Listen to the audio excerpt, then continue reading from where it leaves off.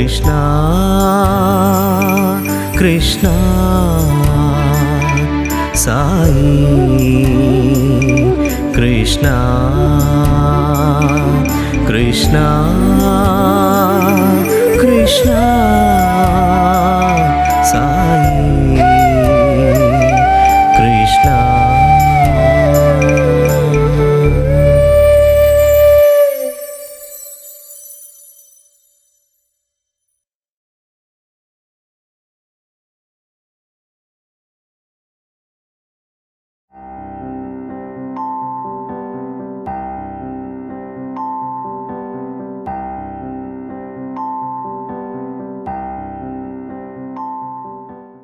ఒకరోజు shuttle ఆడుతున్నాము evening.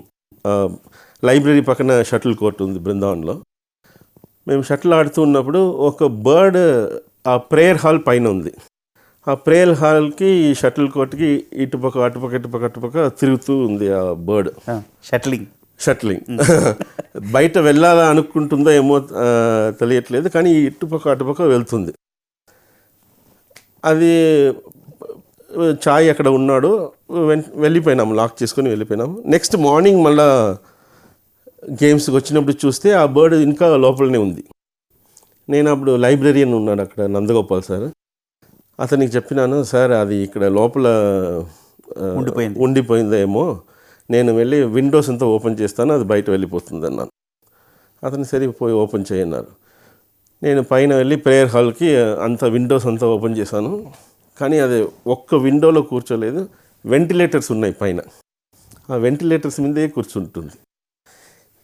ఏం చేసేదని ఆ విండో ఎక్కి అన్ని వెంటిలేటర్స్ ఓపెన్ చేశాను, కానీ ఒకటి మాత్రం చాలా టైట్గా ఉంది, అది ఓపెన్ కావట్లేదు. ఇది షూ చేస్తే చుట్టుకొని వచ్చి ఆ ఓపెన్ కాలేదు కదా, ఆ దాంట్లోనే కూర్చుంటుంది. పక్కన కూర్చుంటే వెళ్ళిపోవచ్చు, ఇక్కడే ఉన్నాయి, కానీ దీంట్లోనే వచ్చి కూర్చుంటుంది. ఏమి ఇట్లా ఎన్ని తిరిగినా వచ్చి అది క్లోజ్ అయిన వెంటిలేటర్ ముందే కూర్చుంటుంది.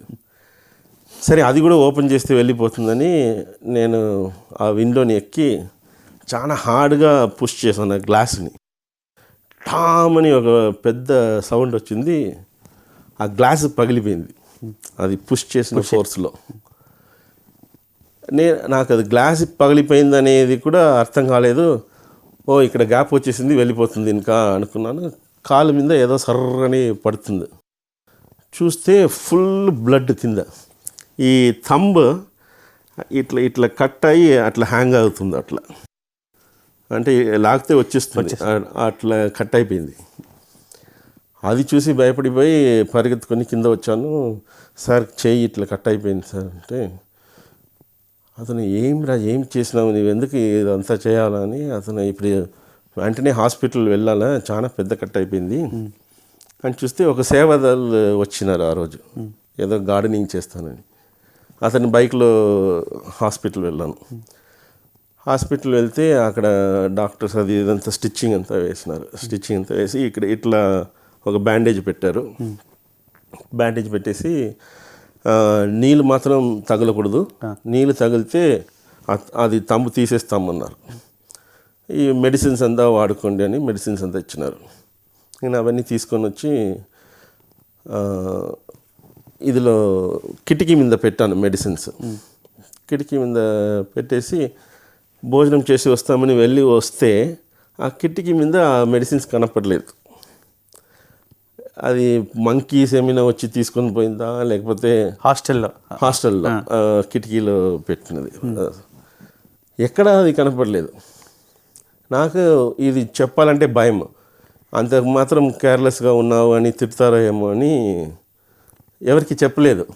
మెడిసిన్స్ తీసుకోలేదు, చేయి మాత్రం కేర్ఫుల్గా నీళ్ళు తగలకుండా అట్లే పెట్టుకున్నాను. అప్పుడు ఒకరోజు మార్నింగ్ చాయ్కి ఇంటికి వెళ్తే లోపల ఇంత నీళ్ళు ఉంది, ఫుల్ ఇంతవరకు ఇంటి లోపల. అతను కాట్ మీద కాలు పైన పెట్టుకొని కూర్చున్నాడు. ఏమైంది అని అడిగితే ఏమో తెలీదు, హౌస్ గాట్ ఫ్లడ్డెడ్ అన్నాడు. ఫ్లడ్డెడ్ అంటే ఏమైంది, హౌస్ ఇంత నీళ్ళు వచ్చిందని చూస్తే బాత్రూంలో ట్యాప్ ఫుల్ ఓపెన్లో ఉంది. అవుట్లెట్లో ఏదో బ్లాక్ అయిపోయింది, అందుకోసం ఇంటి అంతా నిండిపోయింది.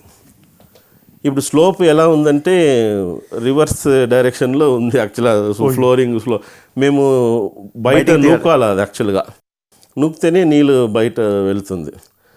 అందుకోసం ఆ అబ్బాయి చెప్పాడు, నాతో ఉన్నాడు కదా, అతను చెప్పాడు, చూసారా ఇందుకే స్వామి చెప్పినారు మీకు ఎవరైనా తోడు పెట్టుకోవాలని, ఇప్పుడు ఈ నీళ్ళంతా నేను నూకుతాను చూడండి అని అతను పరక తీసుకొని నూకాడు. అర్ధగంట అయింది, అర్ధం నీళ్ళు కూడా బయట వెళ్ళలేదు. ఎందుకంటే అలా వెళ్ళి చుట్టుకొని లోపలే వస్తుంది నీళ్ళు. మళ్ళీ ఇక్కడి నుంచి ఒకరు పుష్ చేస్తే వెళ్ళిపోవచ్చు. అది అతను చెప్పాడు, బ్రదర్ ఇది ఎట్లా బయట నూకేది, చాలా కష్టంగా ఉంటుంది అన్నాడు. నేను చెప్పాను, ఓకే నాకు ఒక పరక అయ్యి నేను లెఫ్ట్ హ్యాండ్తో పుష్ చేస్తాను, నీవు అక్కడి నుంచి పుష్ చేయని. లెఫ్ట్ హ్యాండ్తో చేసి లెఫ్ట్ హ్యాండ్ నొప్పి వస్తుంది, ఆటోమేటిక్గా రైట్ హ్యాండ్లో పుష్ చేశాను, అదంతా నానిపోయింది. అది ఇదంతా అతను చెప్పినాడు, డాక్టర్ అది నానిపోకూడదు అన్నారు కదా, మీరు ఇప్పుడు చేయి పెట్టేస్తే ఎట్లా అని. నేను చెప్పాను, పని చేసుకోవడానికే కదా స్వామి ఇక్కడ ఉండమన్నారు, ఇది చూసుకొని ఈ పని జరగలేదంటే కష్టం అయిపోతుంది, చూస్తాం ఏమవుతుంది, మ్యాక్సిమం ఏమి తంబు తీసేస్తారు కదా, పర్వాలేదు అన్నాను. మళ్ళా యాక్చువల్గా 10 days తర్వాత రమ్మన్నారు ఆ స్టిచ్చెస్ తీసేయడానికి. కానీ నాకు నొప్పే లేదు ఉరివే, దాంట్లో బ్యాండేజ్ ఉంది బయట కానీ నొప్పి లేదు. వాడని కూడా అప్పుడప్పుడు అడిగేవాడు, అన్నీ క్రికెట్ ఆడుతున్నాను, షటిల్ ఆడుతున్నాను ఆ హ్యాండ్తోనే, హ్యాండ్ మాత్రం ఇట్లా ఉంటుంది, అలాగే బ్యాండేజ్ ఉంది దాంతోనే ఆడుతున్నాను అన్నీ, ఏమి నీకు నొప్పి లేదా అని అడిగేవాడు. లేదు సార్ నొప్పి ఏమీ లేదు, ఫైన్ ఓన్లీ అన్నాను. మళ్ళా హాస్పిటల్ వెళ్ళే రోజు వచ్చింది, చూస్తే బ్యాండేజ్ అంతా డర్టీగా అయిపోయింది. నాకు అప్పుడే భయం వచ్చింది. మెడిసిన్స్ తినలేదు. మళ్ళా వాటర్ ఆ డాక్టర్ అడుగుతారు, ఏం బ్యాండేజ్ ఇట్లా ఇంత గలీజు చేసేసినావు అంటే, నీ చేయి ఎట్లా చూసుకున్నావు అని తిడతారేమో అని విభూదిని వాటర్లో కలిపి అదంతా షేడింగ్ కొంచెం కోటింగ్ అంతా ఇచ్చి తెల్లగా కనిపించడానికి అది ఇచ్చి హాస్పిటల్ వెళ్ళాను. ఆ డాక్టర్ నాకు తెలుసు, మేడం చాలా ప్రేమతో ఉండేవారు, అందుకోసం భయం, నాకు తిడతారో ఏమో అని భయం. నేను వెళ్తే వార్డులోకి ఒక రౌండ్ వెళ్ళారు, వస్తారు అన్నారు. సరే అని వచ్చినారు. వచ్చి చూడు సాయిరామ్ ఎంత కష్టమైపోయింది నాకు తెలుసా, స్పెక్స్ మర్చిపోయి వచ్చాను, నాకు స్పెక్స్ లేదంటే ఏది కనిపించదు అని. నేను అనుకున్నాను, అబ్బా దేవుడు కాపాడినాడు అని. బ్యాండేజ్ తీస్తే ఇట్లా ఇట్లా ఇట్లా చూసింది, ఏమి సరి అయిపోయిందా, నొప్పి ఉందా ఏమైనా. అది బ్యాండేజ్ ఓపెన్ చేసినప్పుడే చూసాను, అన్ని స్టిచ్చెస్ ఓపెన్లో ఉంది, అంటే కట్ అయిపోయినట్టు వచ్చేసాయి, స్టిచ్చెస్ వచ్చేసినాయి. యాక్చువల్గా వచ్చేసి ఇక్కడ ఒక పెద్ద గ్యాప్ ఉంది చేయిలో, కానీ ఆ డాక్టర్కి అది అంత క్లియర్గా అది కనపడలేదు. నొప్పి ఉందా అన్నారు, లేదంటే నొప్పి లేదు బాగానే ఉందన్నాను. చెయ్యి నేను కరెక్ట్గా సిసర్ పెడతాను, నీకు కరెక్ట్గా పెట్టినానని చూడు అన్నది. అందుకని 1 or 2 స్టిచ్చెస్ కట్ చేసి అదంతా తీసేసి, మెడిసిన్స్ తీసుకున్నావా అన్నారు. తీసుకున్నాను అన్నాను కానీ మింగినానని చెప్పలేదు, ఎందుకంటే అది నేను చూడనే లేదా తర్వాత మెడిసిన్స్. సరే మళ్ళీ ఒక బ్యాండేజ్ పెట్టేసి కేర్ఫుల్గా చూసుకో, నీళ్ళు మాత్రం తగలవద్దు అన్నాను. సరే మేడం అని చెప్పేసినాను. వచ్చి మళ్ళీ బ్యాండేజ్ ఇప్పి, స్వామి వెళ్ళినప్పుడు విభూతి ప్యాకెట్స్ ఇచ్చారు, అది ఫిల్ చేశాను. అది ఫుల్ ఆ గ్యాప్లో దగ్గర ఒక ప్యాకెట్ విభూతి వెళ్ళింది. చిన్న స్వామి ఒక ప్యాకెట్ ఇస్తారు కదా, అది నిండా విభూతి ఫిల్ చేసి మళ్ళీ బ్యాండేజ్ పెట్టుకున్నాను. మళ్ళీ స్వామి వచ్చినప్పుడు చూస్తే అది ఫుల్, ఇప్పుడు కూడా కొంచెం గ్యాప్ ఉంది ఇక్కడ, కానీ అది ఉరివే కనపడదు, కేర్ఫుల్గా చూసినా తప్ప ఉరివే కనపడదు, ఫుల్ జాయిన్ అయిపోయింది. అంటే నొప్పే లేదు. అదే నేను ఏమి అనుకున్నానంటే, స్వామి పని చూసుకునేకి స్వామి పెట్టినప్పుడు ఆ నొప్పి కూడా లేకుండా చేసేసినారు. లేకపోతే అలాంటి ఊండుకి ఎంత నొప్పి ఉంటుందో, పస్సు ఉంటుంది, ఒక్కటి లేదు, ఇది లేదు. అది ఎట్లా ఆరిపోయిందని కూడా తెలియదు నాకు. అన్నీ జరిగింది, గేమ్స్ జరిగింది, భోజనం జరిగింది, అన్నీ సేమ్ హ్యాండ్లోనే జరిగింది. కానీ ఏం ప్రాబ్లం లేదు. సో ఇది ఒక ఇన్సిడెంట్ అక్కడ జరిగింది. మరి స్వామి కొడైకెనాల్ నుంచి తిరిగి వచ్చిన తర్వాత మీతో ఏం మాట్లాడారు సార్? ఇది ఒక మంచి క్వశ్చన్ యాక్చువల్గా. ఎందుకంటే నా మైండ్ ఎలా ఉంటుందో మీరు కొంచెం ఆలోచించేయండి. నేను ఇంటికి వెళ్ళలేదు, నాకు 3rd ఇయర్ అయిపోయింది, నేను ఉండాలనే ఇది లేదు. నేను ఇక్కడ ఉన్నాను, స్వామి చెప్పిన పని చూసుకుంటున్నాను. ఇదంతా ఒక ఈగో వస్తుంది. ఇప్పుడు స్వామి కార్ నుంచి దిగిన వెంటనే ఎక్కడ నా భక్తులు అని నన్నే పిలుస్తాడు ఫస్ట్ అని ఈ ఇమాజినేషన్స్ అంతా లోపల డెవలప్ అవుతుంది. ఎందుకంటే మనకు హ్యూమన్ నేచర్ ఎక్స్పెక్టేషన్స్ ఇమీడియట్గా వస్తుంది కదా. అందుకోసం నేనే ఫ్లవర్ పెట్టుకొని అక్కడ కూర్చున్నాను ఫ్రంట్లో.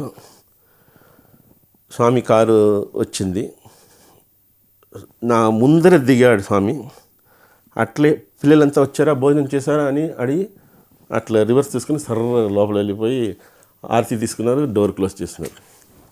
నాకు టబా టబా టబా అని ఇట్లా కొట్టినట్టు ఒక ఫీలింగ్. ఏమేమో ఎక్స్పెక్ట్ చేసుకుని నేను భరతుని లెవెల్కి వెళ్ళిపోయినాను యాక్చువల్గా. స్వామి భరతుడు ఎట్లా సాక్రిఫైస్ చేసి ఉన్నాడు అనే లెవెల్కి ఇమాజిన్ చేసుకుని వెళ్ళిపోతే ఊరివే చూడకూడా లేదు, వెళ్ళిపోయినాడే అని అప్పుడు వచ్చింది. ఎంతోమంది ఏమేమో చేస్తున్నారు స్వామికి. మేబీ స్వామి only kept me here and ఏది జరగకుండా చూసుకున్నారు, తగిలినా కూడా నొప్పి లేదు, ఇదంతా స్వామి చేసుకున్నారు. అతను భోజనం చేయలేదని చెప్తే స్వామి అతన్ని భోజనం తీసుకున్నట్టు చేసిన అన్నీ స్వామి చేసినారు. కానీ నాకు ఫీలింగ్ నేను చేశాను అనేది వచ్చి ఇది పాడైపోయింది. ఈగోకు స్వామికి ఇష్టం ఉండదు. అందుకోసం ఈవినింగ్ స్వామి దర్శనం వచ్చేప్పుడు నేను చాలా కామ్ అయిపోయినాను. స్వామి నాకు ఒక అవకాశం ఇచ్చాడు, చేశాను. స్వామికి అది ఆఫర్ దాన్ని చేయాలి కానీ మనం ఎక్స్పెక్ట్ చేయకూడదు అని అనుకుంటే అట్లా స్టెప్స్ దిగి నేను ఆ ఫ్లవర్తోనే కూర్చున్నాను అక్కడ. లేవలేదు, అట్లే కూర్చున్నాను. లేసి ఇవ్వాలని మళ్ళీ అది తీసుకోకుండా పోతే ఇంకా కష్టపడతామని ఊరికే కూర్చున్నాను. స్వామి వచ్చి పిలిచి ఫ్లవర్ తీసుకొని నమస్కారం తీసుకున్నారు, నమస్కారం ఇచ్చినారు. సో అన్ని లెసన్స్ సైలెంట్గా జరిగిపోతుంది. స్వామితో మనము ఆ ప్రేమ పెట్టుకుంటే చాలు. కృష్ణ కృష్ణ